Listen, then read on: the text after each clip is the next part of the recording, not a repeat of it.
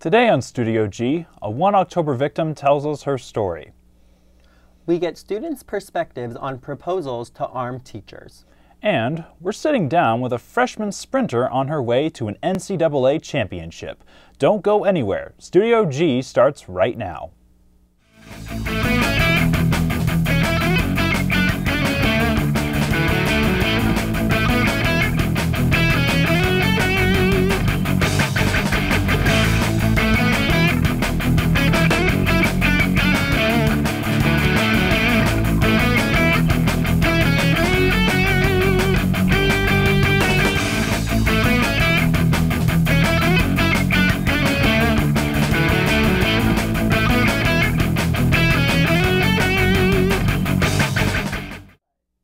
Welcome to Studio G. I'm Connor Glisson. And I'm Chase Christensen. And we're here to bring you the latest in all things news. The mass shooting in Parkland has reignited the debate over gun control, but families of the victims held a rally Monday hoping to change the narrative. The father of a shooting victim urged the country to stay away from the politics and focus more on making schools safer. The guns it's an issue, and I think it's an issue for another day by many other folks who are taking that on. What we want to know here is how we're going to make our kids safe going to school every day, and not just our kids, all of your kids and all your grandkids. That's what we want to do. Other families at the rally say the time for action is now, and that no other lives should be lost to senseless acts of gun violence. Many gun advocates say the best protection for students at school is an armed teacher in the classroom. Lawmakers in Florida recently passed a $67 million bill that would train teachers to use firearms. And more states could be considering similar legislation in the future. Reporter Tara Mack spoke with students at UNLV about their thoughts on the stance.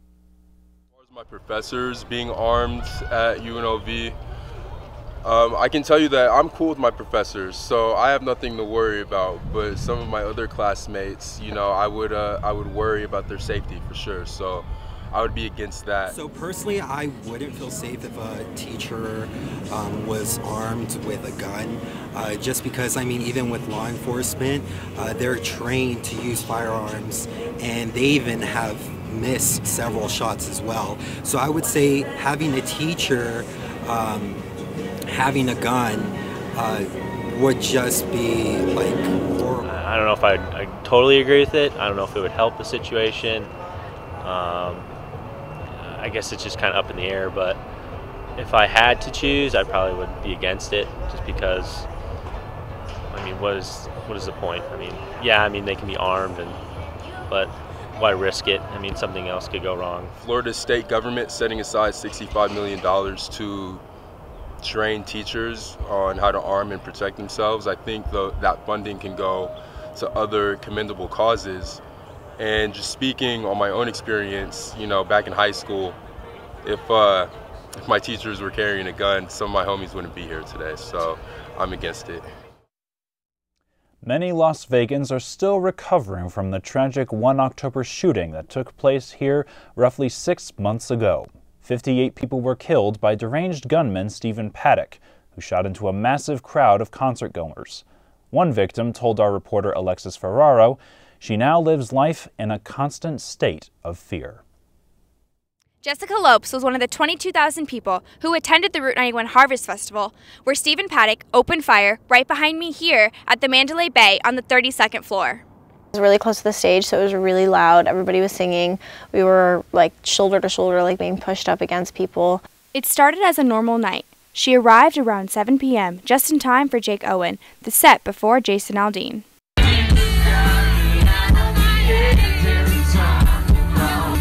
Just 3 hours after that, she remembers seeing people fall to the floor. This guy, probably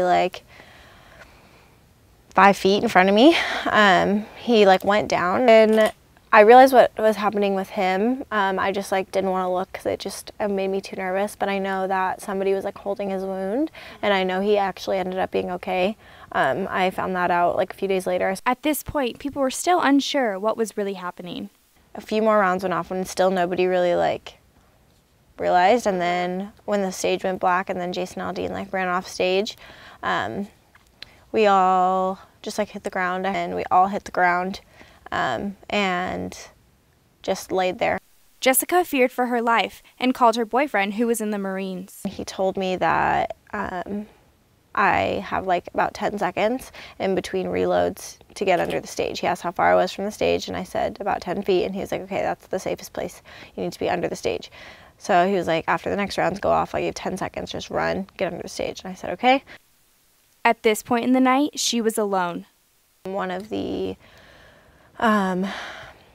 like security guards came under the stage, and he's like, there's like a safe route. If you go this way, just stay low, run. Like everybody's going to the Hooters Hotel. Like that's a safe place. So I was like, okay. So I just wanted to be out of there. And I ran out from the other side of the stage, went the back way, and there was this red truck, and he was just loading people onto anybody who's like injured. Jessica is grateful for the short phone call she had with her boyfriend, who saved her life. If it weren't for him, like I probably would have ran, which is how a lot of people ended up getting hurt because they were in like a more vulnerable spot. He was able to keep me so calm because I was internally like obviously freaking out, but he was so calm on the phone that it made me like it made the whole situation a lot easier for me. She now lives her life constantly on edge. I find myself still like constantly checking for exits and wondering what I would do if something happened, and those are things that I never really like thought about before. She still has a hard time dealing and coping with what happened, but she tells me she's doing a lot better, and she uses things like yoga and holistic therapy to heal emotionally. Reporting for Studio G, I'm Alexis Ferraro. There are many victims still dealing with the lasting effects of the shooting. The Las Vegas Victims Fund announced they will distribute more than $31 million to victims of the 1 October shooting this month. An upperclassman dorm on campus could be getting a major upgrade, but that means your tuition could be too. Reporter Drea Austin spoke to students at UNLV about new proposals to raise tuition. UNLV is suspected to update the UCC dorms, also known as the Upperclassmen Complex. These renovations and others will tack on money to students' tuitions. I took a look around campus to see what students thought of the renovations. I think it's going to be really effective. They're going to have flat screen TVs and larger beds, and they're all going to be single, so everyone can have their privacy, and it'll be like an upperclassman complex. It's already stupidly high, so I'm already upset. I think it would be bad, especially for me, because I'm an out-of-state student, so it'll increase even more. I think it's really dumb. I think it should be a more gradual raise. We do need some expansions and changes to our student union in the dorms. I just think it's ridiculous because people who don't have money, they're going to be able to afford it. So they clearly want this to drop out. If we're talking about dorm and the student union possible fee increases, that's something totally separate from what's going on with the Nevada State system of higher education. So right now, dorms are funded through a variety of different mechanisms that I'm not actually entirely informed on right now. The student union in the past has been funded by students paying a fee every semester. One of the things that usually gets students the most engaged is tuition and fee increases, because obviously it impacts the cost of education. I spoke out against it as the representative for all the undergraduate students, and I suggested to them that they look into different models of changing tuition and fees over time so that it doesn't impact students disproportionately. CSUN's president does back undergraduates and hopes the university will stay out of students' pockets. Whether the fee is $20 or $200, students will have to accommodate next fall if there is an adjustment in price. For Studio G, I'm Drea Austin. Well, as if tuition couldn't get even more expensive. I'm not excited about it. I honestly would not enjoy it. Yeah, and it's all to refurbish the upperclassmen dorms. I mean, I'm a commuter myself, so I don't know about the dorms, but exactly. It can't be that bad that they need renovations.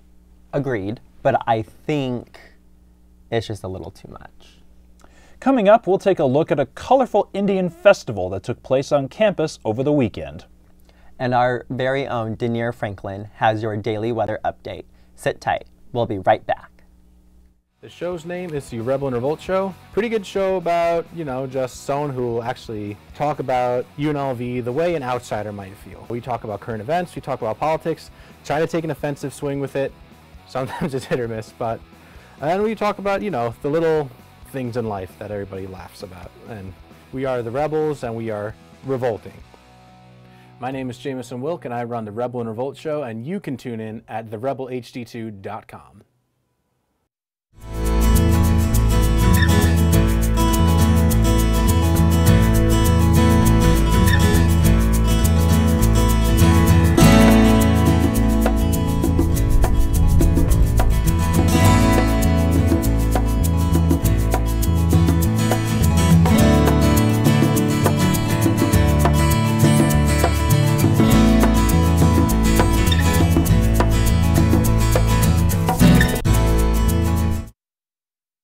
Doctors have been pushing the flu vaccine as the most effective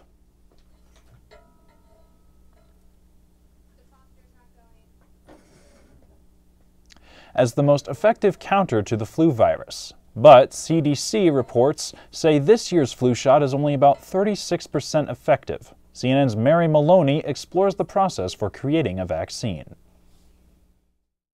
This year's influenza virus is particularly difficult to fight. New strains pop up as the season wears on, making it tough to mass produce an effective vaccine. Every year it's a little bit of a guessing game to decide what strain of influenza gets put into the vaccine. Before flu season begins, researchers study the influenza strains circulating in the southern hemisphere, allowing them to identify strains that could show up in North America. But how we manufacture the vaccine might be working against us. The FDA requires vaccine viruses be grown in chicken eggs, but some strains, like this year's H3N2, don't grow well in eggs. The process for the virus to be adapted into the chicken eggs actually caused the virus to change a little bit. And because of that change, the vaccine doesn't fully recognize the wild type strain that's in circulation. Scientists want to create a flu vaccine that lasts a lifetime. We need to discover or to define a better universal target so that we don't have to change the vaccine from year to year. And then this target has to allow for long-lasting immunity. Until then, doctors recommend you get the flu shot every year. Even if you do get the flu, it can help your body fight back, reducing the amount of time you're sick. For today's Health Minute, I'm Mary Maloney. Luckily, health officials say this year's flu outbreak has reached its peak and is slowing down. Now, let's toss it to Denier for your daily weather update. Good, thank you, Connor. Good morning, Rebels. So today we have a low 55. Today is going to increase and get to a high 68 degrees. By this evening, it's going to drop down to 47. It's going to be mostly cloudy today. The clicker, swamp, swamp, swamp. Okay, so the picture for today is in reference with March Madness, which has been started since February 28th, and it is until March 11th, 2018. If you would like to view the games, they will be televised on local channels CBS, TNT, and TBS. So if you are a basketball fan and ready to put in bets and have fun with your friends, take a look at the March Madness games. So our 5-day forecast for Thursday, we have mostly sunny with a high of 74. Friday, we have partly sunny, partly cloudy, and it's going to be sunny with a high of 77.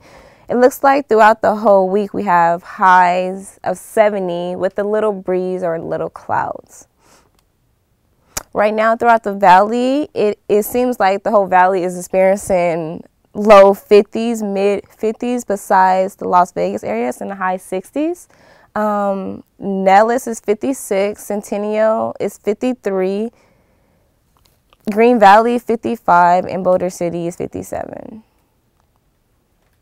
This morning on campus, we have a few clouds, so you guys gear up with hoodies or sweaters. It is 57. The wind speed is calm, thank God, so our hair does not get messed up, or our makeup, or our eyelashes. And the humidity is 13%, so it's not going to be too humid, but it's a good range. Tonight on campus, we have a low 49, partly cloudy. So it will speed up and pick up through the night. So just make sure, again, you have hoodies or a sweater so you can keep warm while you're studying. In our national forecast, on the West Coast, we are experiencing lovely, lovely weather with a few clouds. On the East Coast, they are experiencing a mixture of snow and rain and ice. In the Midwest, it's experiencing a lot of snow. So you guys be careful out there and drive safe. And back to the anchors at the desk.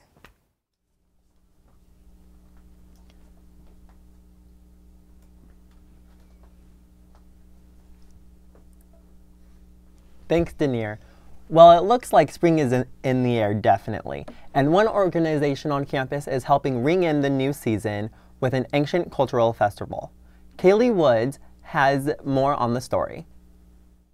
Last Saturday, the International Council and the Department of Student Engagement and Diversity teamed up to bring culture to the campus with a celebration of one of India's oldest traditions. The name of the festival is Holi, and we celebrate to bring, the happiness and the friendship in between everybody, and we welcome the spring season. It's the triumph of good over evil. It's also a celebration of love. And basically, it's a festival of color. See our face. I mean, It's festival of colors, food, music, drinks, dance. It's all fun. It's all fun. The ancient Hindu festival is celebrated throughout the Middle East as a way to escape the trials of everyday life.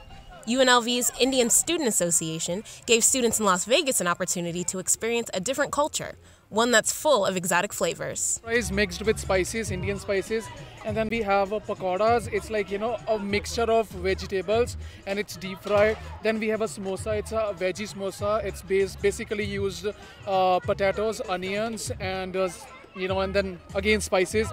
And the last one is the onion bhaji. It's made only with onions and with the Indian spices. People from all different cultures and backgrounds chow down on the traditional Indian staples, including some young families. But while the food was definitely a highlight of the event, the throwing of colorful powders completely distinguished this festival from others around the world. This is the way, this is the color, and that's how we celebrate it.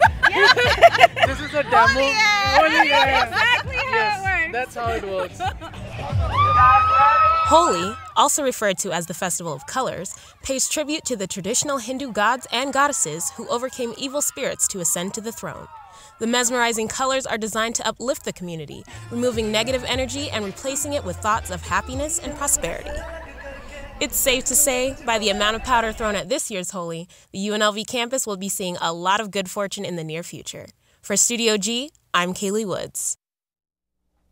I love it.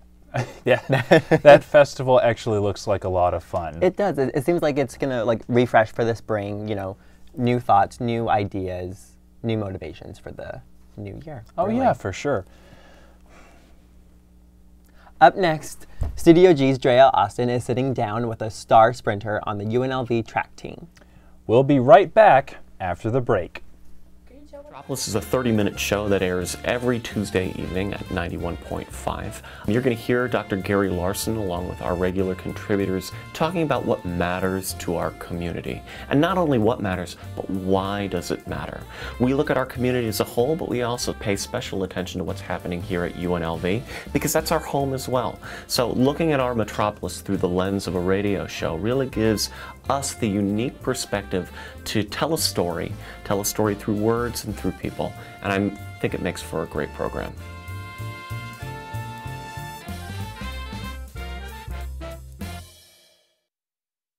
I really enjoy doing my show. I love all types of rock, and that's why I'm doing Rock Through the Decades. We play the 50s all the way to today's rock music or rock bands. I want them to get the appreciation of how much rock has changed over the years and how it's still really great. You can never kill rock. I mean, rock is like the way to be, the way to go. The name of my show is Rock Through the Decades, and I am Rockin' Gemini. You can listen to this on the Rebel HD2 network. It's awesome. I didn't know what I was getting into. I thought it was just going to be fun, just me in a room playing music. And it's blossomed into something beyond what I imagined. Like, people just love it. There's like, a lot of people are eager and excited to be a part of UNLV radio. A lot of people didn't even know UNLV had a radio station, so I'm glad to be bringing that awareness to the Vegas community. It feels great. You know, it's a great accomplishment because it starts as something that nobody knows about, and you get to build it from the ground up. So it builds your work ethic. It also gives you a sense of accomplishment when it's like, man, we made it. We did something. We made something that nobody else has made. So it's great to be part of the student community and having to bring something to the student body with music, which is one of my passions. I feel like it's giving me a voice, and not just for me, but for people who have something they are passionate about. And I just want to, keep that conversation going and let other people see what we're talking about here. It's amazing to have an opportunity to play whatever it is that you want to play. It's also a great way to connect and meet with new artists, great people, just music lovers in general. What's up, it's your girl Scribe Cash. This is the Prince Madison. This is the Takeover. Played by the Video Games Live Orchestra. Yeah, on Twitter, @MilesLowMusic and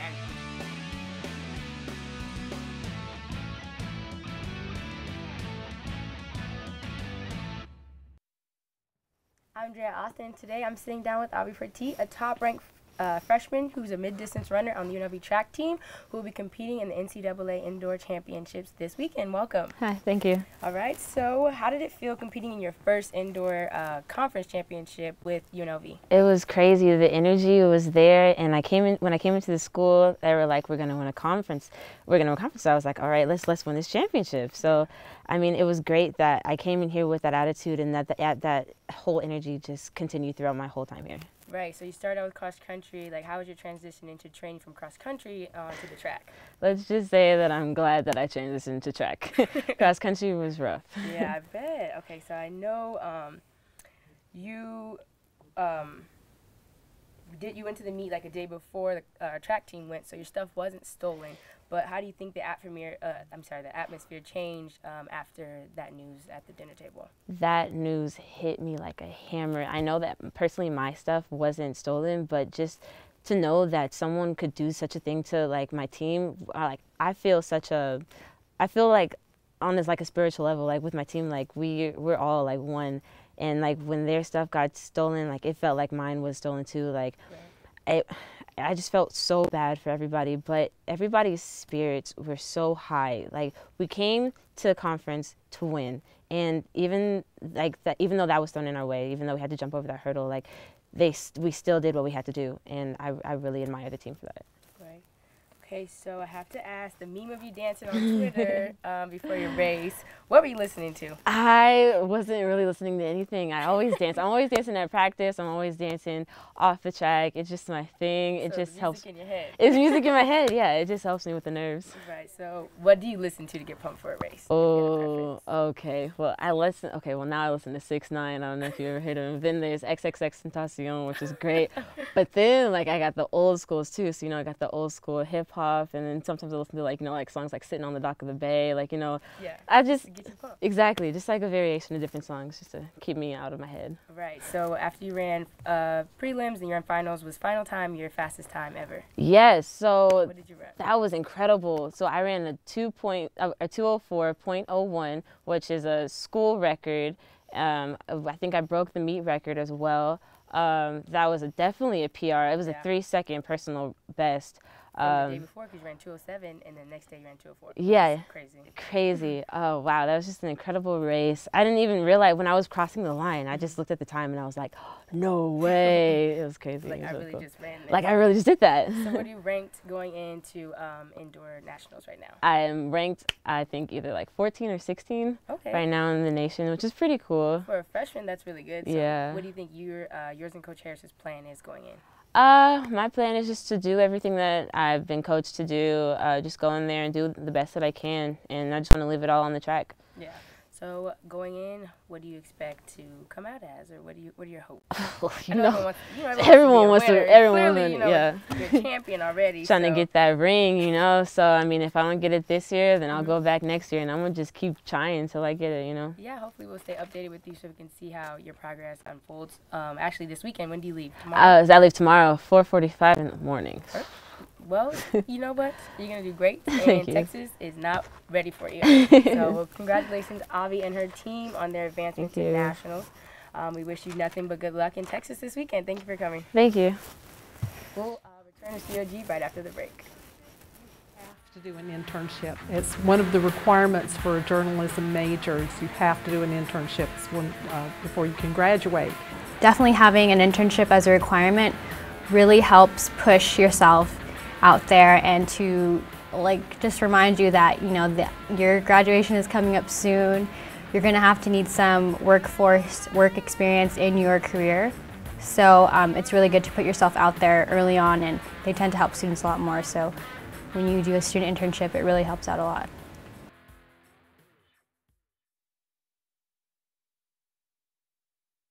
Our Metropolis is a 30-minute show that airs every Tuesday evening at 91.5. You're going to hear Dr. Gary Larson along with our regular contributors talking about what matters to our community. And not only what matters, but why does it matter? We look at our community as a whole, but we also pay special attention to what's happening here at UNLV because that's our home as well. So looking at our Metropolis through the lens of a radio show really gives us the unique perspective to tell a story through words and through people, and I think it makes for a great program.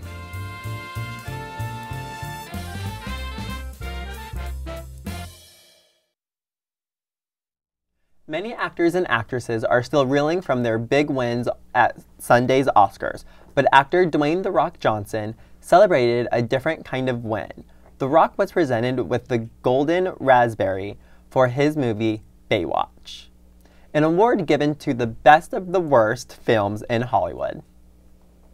The movie was so bad they actually had to create another category. I'm not kidding. That category, the new category, is a movie so rotten you eventually fell in love with it. I'm not kidding. I made Baywatch with the best of intentions. It didn't work out like that, but I humbly and graciously accept my Razzie, and I thank you critics, thank you fans, and look, at the end of the day, movie so rotten you eventually fell in love with it. That's just the way love goes. The Rock accepted the award in good spirits, but says he'll try to make a somewhat less terrible movie next time. A New York police officer is using his love of boxing to connect with kids in his community. CNN's Bryn Gingras explains his mission.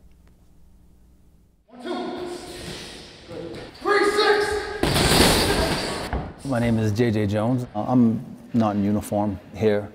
It's a police program. I'm a police officer. In here, I just want to be JJ. By yourself to the bell. Just work on your form. Tucked away in the basement of the Cambridge, Massachusetts YMCA, a boxing ring that stands for more than just a sport. For Alfonso Hidalgo, the ring was an escape.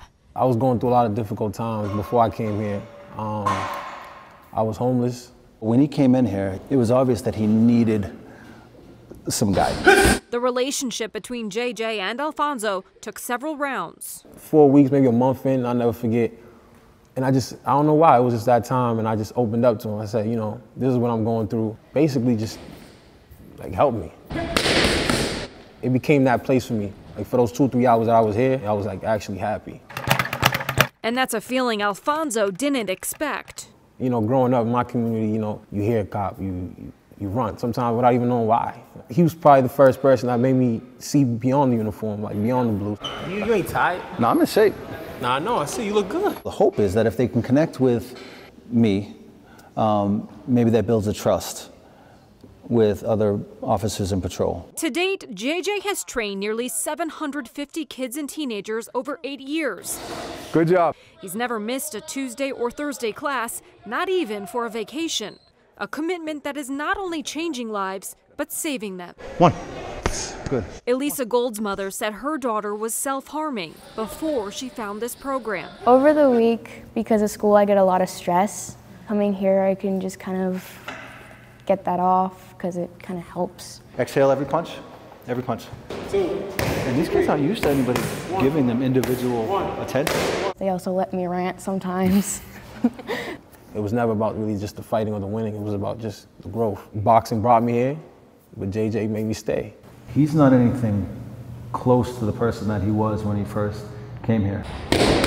He's a star, as far as I'm concerned. Why do you think kids keep coming back? I don't know, but I'm glad they do. Bryn Gingras, CNN, Cambridge. Well, that wraps up today's edition of Studio G. Be sure to tune in tomorrow for our daily news. Fix. See ya.